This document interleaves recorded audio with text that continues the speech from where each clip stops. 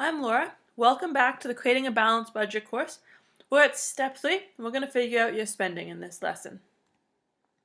So if you're here, you've already figured out your income, and you want to figure out how much you're spending each month. This is probably one of the hardest parts because it makes you look at yourself and be really honest, but it's really important. We're going to go quickly over the course content. First, you're going to add up everything you spend. And second, you're going to categorize your spending.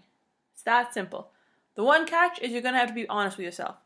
This isn't useful if you aren't honest with yourself, so be very honest. There are 3 components to your budget. It could be more complex, but it doesn't need to be. The first is required expenses. The second is discretionary expenses. And the third is saving. Now, these are big buckets. You could argue that it's important to separate out food versus shoes versus phones versus other utilities. I don't agree. I think that a simple budget can often be the most effective, and this highlights the most important piece, which is saving. I would argue it doesn't matter if you spend money on beers after work with friends or a shopping trip to buy shoes. You're not putting that money to savings, and that's the real differentiator, is what you're saving and what you're not. So these are the sections we'll use. So first, what counts as savings? Saving is money you put away from your future, and it could be the near future or it could be the long-term future, which is really the most important piece.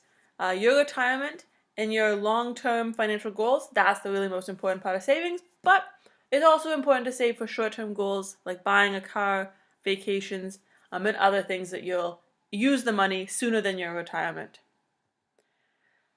So the examples, we just talked about them, but there are retirement savings, creating your emergency fund, saving for a house, and even things like saving for your children's education. It's future spending. Next, required expenses. So these are things that you can't easily live without.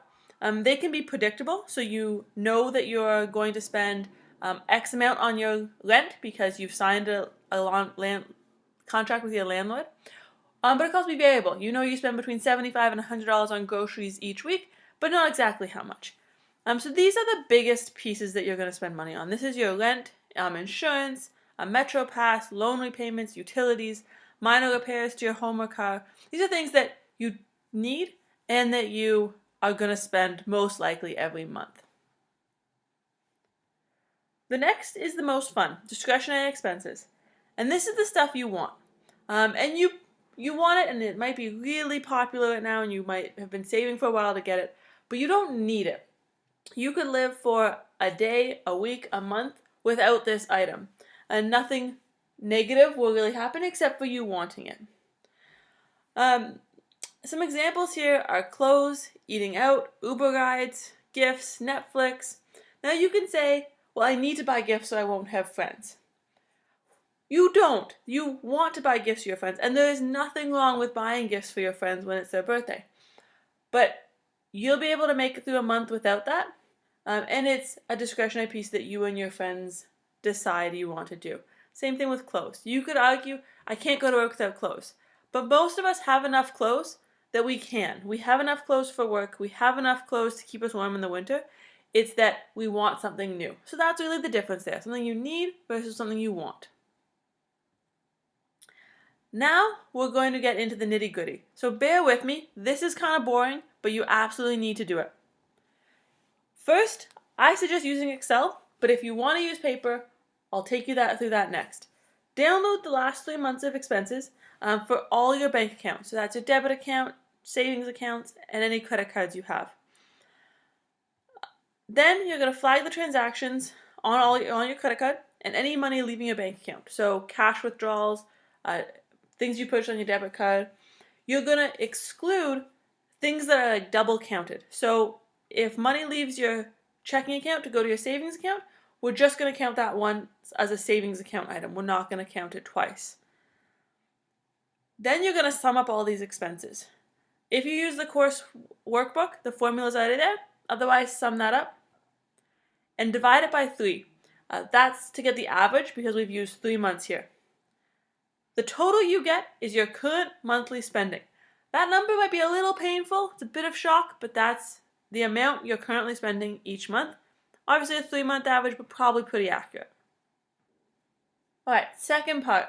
we're going to categorize the spending that you just added up. So you're going to add a column to your Excel spreadsheet, or you're going to use the template and has that column there.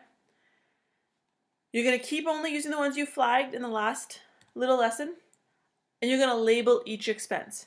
So those are the same sections we just went through.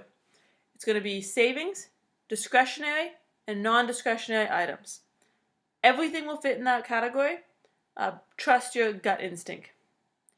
You're then going to sum each category, then divide it by 3. It's all in the workbook, or you can do it on your own. And that is your per monthly spending. This now tells you what you're spending money on now each month between saving, discretionary, and non-discretionary spending. Alright, we're going to do the same thing, but on paper. I'm going to be honest, this is going to be a little more manual. I suggest using Excel, but it's definitely possible if you want to use paper. So you're going to print out the last 3 months for every bank account you have. Again, it's debit cards, it's your checking account attached to a debit card, and every credit card you have, as well as savings accounts. You're going to flag all the transactions of all money leaving your bank account. And again, the exception is things that move twice. So you're not going to count paying your credit card and each credit card transaction. You're just going to count that once in the credit card transactions. Then you're going to sum up all the expenses. So add them all up and using your calculator. And then divide by 3 because we want that monthly average again. This is your per monthly spending. Okay, keep with me. We're going to categorize it. So get 3 colors of highlighter. On those same printouts, you're going to assign a color to each category and start highlighting. Each expense will be by category, so anytime you move money to a savings account, highlight that with a savings color. Anytime you buy groceries, required expense. Anytime you're buying shoes or at the pub, discretionary. So keep highlighting through. Then you're going to sum each category, so each color, add that up, divide by 3, and you'll get your per month spending by category. Now this might take you a bit of time, but go through it and figure it out because you really need this information to finish your budget. Alright, you're done. You might have a little more work to do to go through all the categories. Do that now. Figure out how much you spend each month on each big category.